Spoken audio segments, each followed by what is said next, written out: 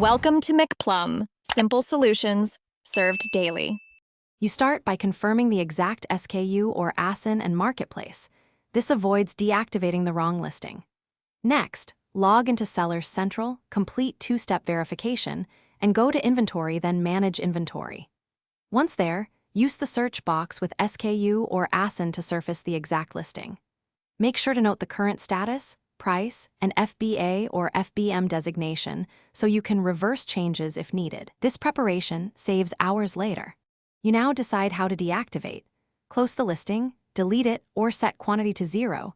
Each has different effects on search visibility and orders. If FBA is active, update or remove your inventory in fulfillment to stop shipments. Make sure to cancel any inbound shipments first. For many SKUs, prepare a flat file template and upload via Add Products via Upload to change status in bulk. Once uploaded, monitor the processing report and resolve any errors shown.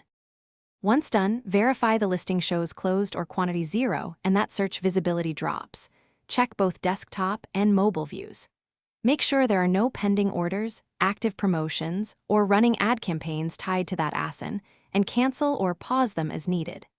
If the status fails to update within a few hours, gather your SKU, ASIN, screenshots, and the upload report, then open a seller support case. This speeds troubleshooting and avoids accidental relisting.